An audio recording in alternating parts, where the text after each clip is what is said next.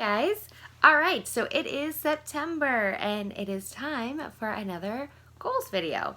I have decided to try something a little bit different this time because I feel like I do that every month. Just this whole year, I feel like all the different videos on my channel have just been me trying different things and throwing it against the wall to see what sticks, right? But I have this idea to do my monthly TBR and my writing goals video together because, I mean, they basically are the same thing, right?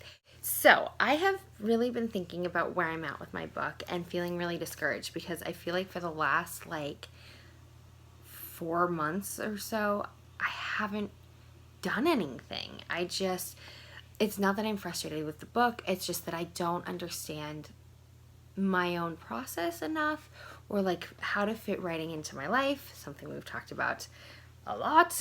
And I realized that I need to give myself a set goal because what I love about Camp Nano and NaNoWriMo in November is that you have a goal that you have to constantly be working towards and it makes you be productive. And I feel like that's the only time I work on my book. Every other time it's just like, oh, I'll write tomorrow. I'll get up first thing in the morning and I'll write today.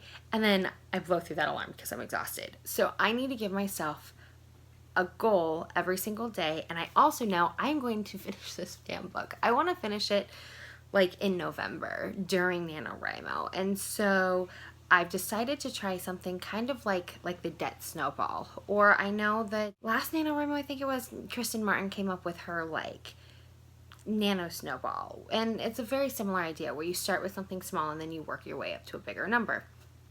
And so for my writing goals, my overall goal for the month of September is to write 20,000 words, which I've yet to write that much in a book in a 1 month. My entire book at this point is only 22,000 words. So I did the math starting today, which is the 4th. If I write every single day, that's only 770 words every day. And that doesn't feel like a lot. That is attainable. That is really attainable. And that tells me that I have to find the time every single day to sit down and write 770 words. And then at the end of the month, I will be at my 20,000. That also gives me a little bit of wiggle room because 770 is not really that long for one session. So if something crazy happens or I don't find the time throughout one day, especially this week, I'm working a bunch of overtime, I can just double it up or add a little bit more, maybe for the next 3 days I write 1,000 words a day or something like that, building my way up. And then at the end of the month, I will be at my 20,000. And then I'm going to go into where that equates to the rest of my goals for October and then NaNoWriMo after this month because we have to see if I actually do it, right? Yeah, those are my September writing goals. So I'm going to be vlogging the whole thing throughout the process, seeing how I'm doing on my road to 20K, I think is probably what I'll call it or something. But on top of that, I also want to read a bunch of books. So let's go into my TBR. So the book I'm reading right now is Seeker by Kim Chance, which is the sequel to this one here, Keeper. This is basically like the first vlog, like reading vlog I did, was reading this book. So I'm reading the sequel right now. It comes out in a week. It's already better than the first one, but I will do a full, vlog / wrap up or something after I finish that one. And then when I'm done with Seeker, got it right this time, I have a few other books. So the first one I want to show you is a nonfiction. It's one that I bought years ago and then didn't even really think about it until I was doing my Do I Have That Book Tag video. This would be The Bitch in the House. This is written by 26 different women and they talk about, I don't know, what do they talk about? They tell the truth about sex, solitude, work, motherhood, and marriage. And so it's just a bunch of small little stories. I think something like this is like really perfect to just like put in my purse, and if I'm in line at the grocery store, I can just pull it out and read, or just sit at work. And because they're smaller little stories, it's really easy to read these in between calls or, on breaks. Okay, so I apparently ran out of iPhone storage, and then I started re-recording, and it wasn't actually recording. Anyways, I don't know where it cut off. I'm gonna read this book. I think it looks great. It's less than 300 pages, so it should be a pretty easy read.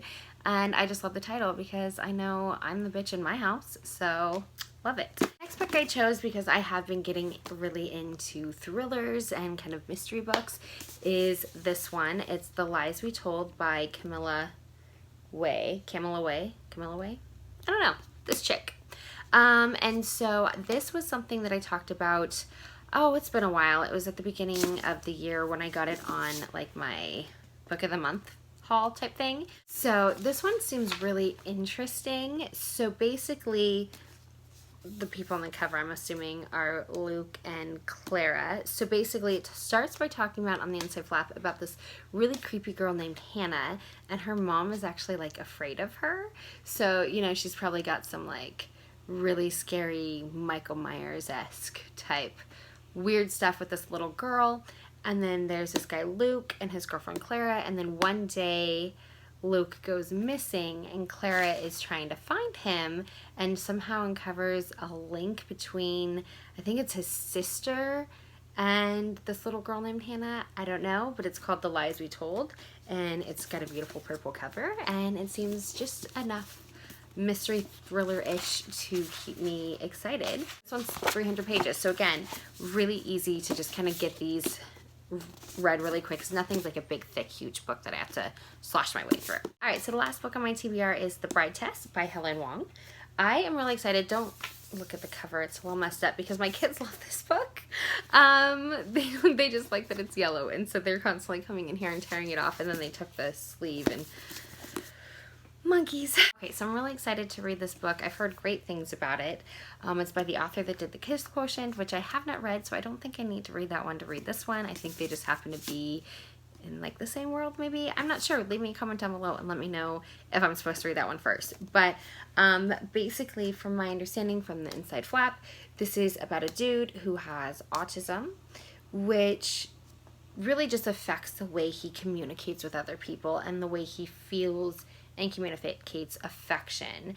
And then we've got the girl who comes from another country and just wants to get out, and she gets the opportunity to marry dude because the mom like wants him to get married or something. And so she comes out here and she falls in love with him, but she has to try to convince him that he has the ability to fall just as much in love with her, I think. I don't know. That's it. It starts out really good. I've read a few pages because I started reading it, but the kids stole it from me and destroyed the cover. I put it on hold to read other stuff, and now I'm going to go back and actually read it this month. And this is another one that I don't think is very long. I think it's just about 300 pages too. Oh, and apparently I have the cover on backwards and upside down. 296 pages again. So all in all, I mean, this is less than 900 pages just with these 3 books here. I don't know what Keeper is. I think Keeper is right around 400. I also have another kind of what I'm calling like my secret project.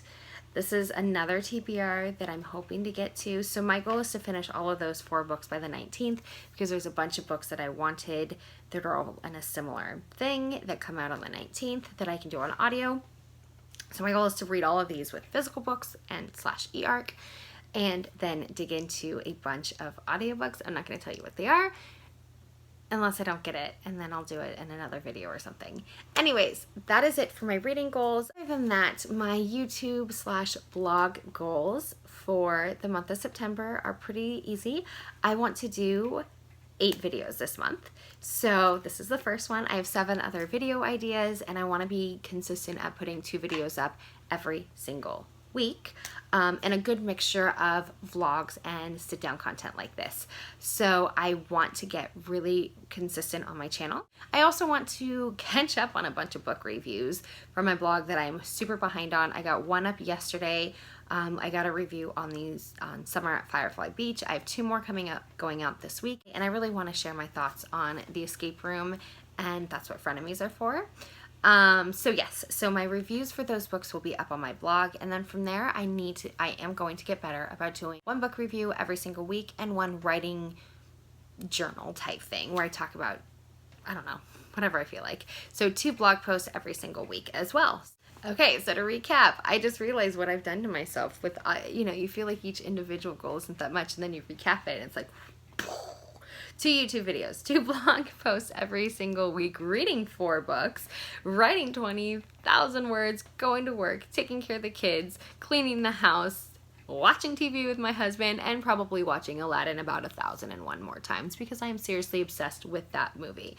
If you have not seen the live action Aladdin, what are you doing looking at my face? go and watch that movie because I am seriously obsessed. So with that being said, I hope you enjoyed this video. Make sure to hit the little box subscribe button thingy down below if you did enjoy this video. With that, go write some words and read a book, and I will catch you guys in a few days.